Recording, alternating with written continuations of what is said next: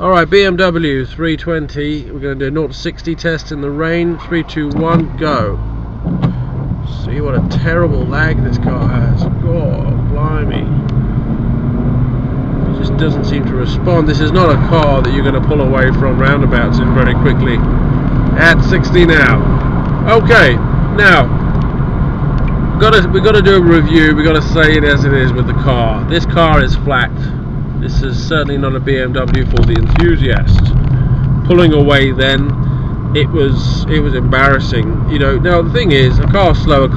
It's not as simple as that. If you're at a major roundabout, you need to pull out and get into the flow of traffic as soon as possible. Now, with this vehicle, you're not going to be able to do that. Maybe you can with a manual, but the lag there is terrible. That lag can get you in trouble. So this car, as I say, is not for the BMW enthusiast. But let me stop there, because if it's not for the fact that the car has a small engine and it's not delivering, everything else on this car is perfect. Now I'm now travelling 70 miles an hour, and this is where the car comes into its own, because it is a fantastic ride. It is silky smooth. The gear transition is superb. Steering is absolutely wonderful. When I steer this car, it's almost like steering a boat through water, but you're planing it. It's absolutely superb. It's wonderful. The brakes are so powerful. They're so controlled and balanced. It's perfect synchronization of all 4 calipers. I can apply the brakes at a gradual pressure, which in a lot of cars you can't.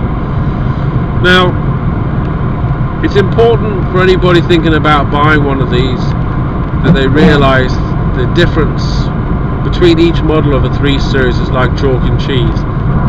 Don't waste your time buying an automatic if it's going to be a 2 litre. If you're going to get a 2 litre, it's got to be a manual gearbox. And the reason we have already seen, you pull away, there's a terrible lag. That terrible lag can get you into trouble. If you're thinking about buying a 3 Series, the best bet is to go for a 330 diesel if you're thinking about the diesels, 330 upwards, or if you're thinking about the petrol, it has to be a 325 upwards. Anything below that, you're just wasting your time and you're wasting your money. The engines are non-responsive. They have terrible performance, which is what you would expect out of a small engine car. Now, with anything else you'd get away with it, but this is BMW. BMW is the ultimate driving machine, and it lives up to that reputation.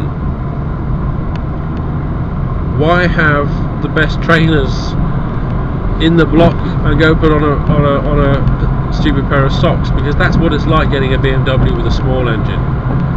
Now, bear in mind, diesel 330 upwards, petrol 2.5 litre upwards. Anything below that, you're wasting your time.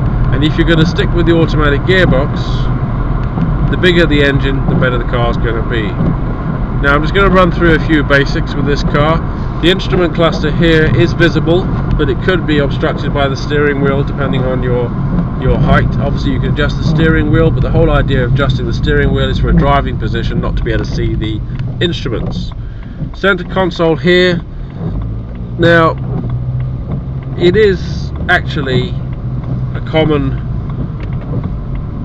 flavour amongst drivers that they prefer the old school controls when it comes to the heaters. The Audis have these too. If you want to increase the fan speed, you've got to press this button here. Well, I prefer it when it had a knob, to be fair. And also when it comes to the radio controls here, not one of these buttons here is marked up. So what the hell do they do? I don't know. Anyway, center console, not too keen on it, to be fair, but it has to be said, the dashboard with these, it's better with the single dip than the double dip like you do get in some of the models. Good old German build quality, there's no doubt about it, but I'd have to say the interior of this one is pretty naff. It reminds me of office furniture.